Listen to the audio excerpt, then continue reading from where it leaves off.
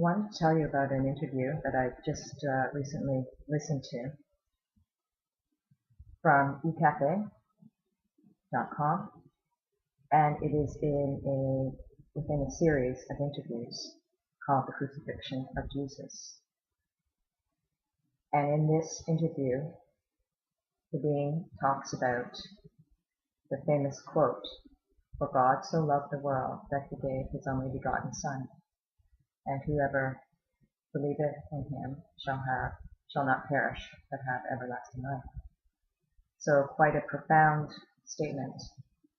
And in this interview, the being explains what Jesus meant by that statement, and more importantly goes into detail about why the words were spoken, how it was taken out of context, and how we should interpret and indeed live those words. How is that possible?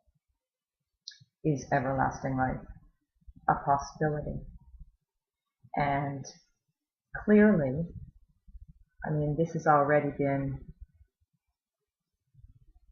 it's a very famous quote, and clearly we're not interpreting it right at the moment.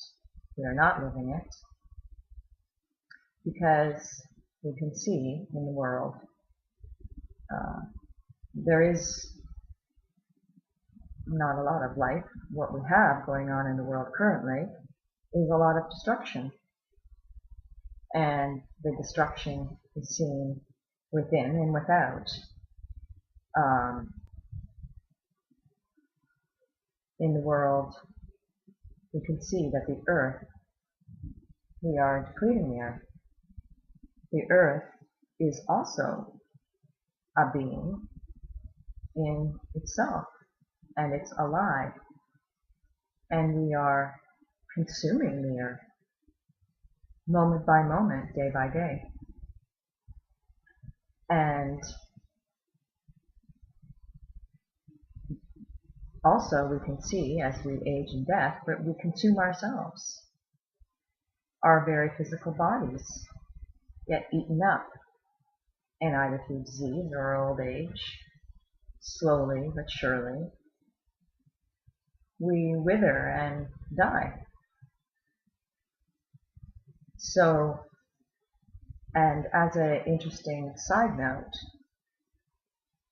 part of how we're consuming the earth is as consumers, and we buy into all the commercialism and media about what is required for our bodies, and we work very hard for our money and spend it on a lot of products that are unnecessary. For example, I recently stopped using a number of products, and I'm not missing them. I'm quite surprised. For example, shampoo, conditioner, toothpaste, and deodorant.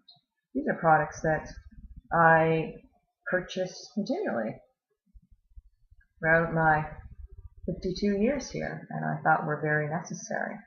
But I found very simple substitutes, natural substitutes. I use salt water to brush my teeth now. I use baking soda to wash my hair and don't bother with cream rinse.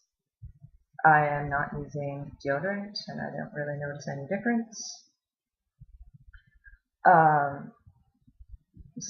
And within even that simple example, look at all the packaging and garbage I create. Some of it is recyclable, and some of it is not. Even within the recycling point, I know someone in that industry, and as he says, they do their best, but a lot of it is not recycled in a way that is cost productive, or just goes to garbage, although they try. So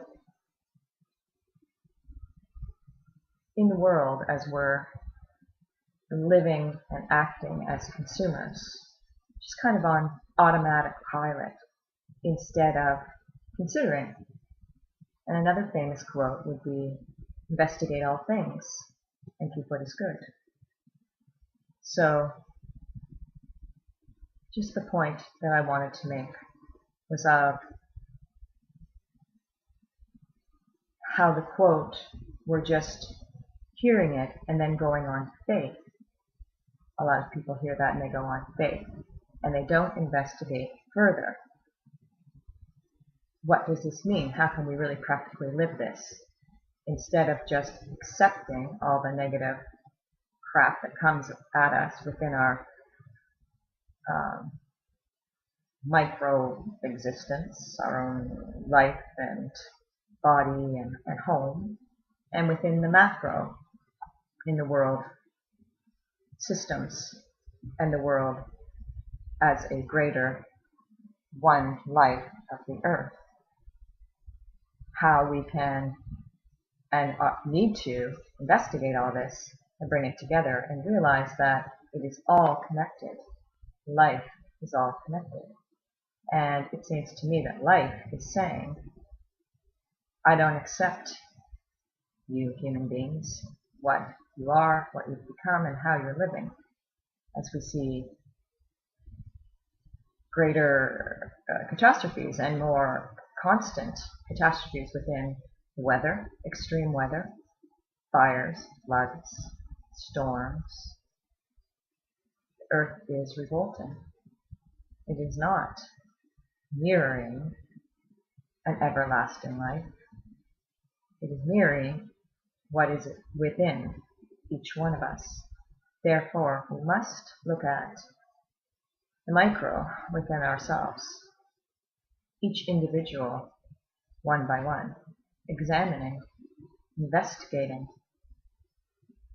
what is good and keeping that, and therefore, what isn't good, changing.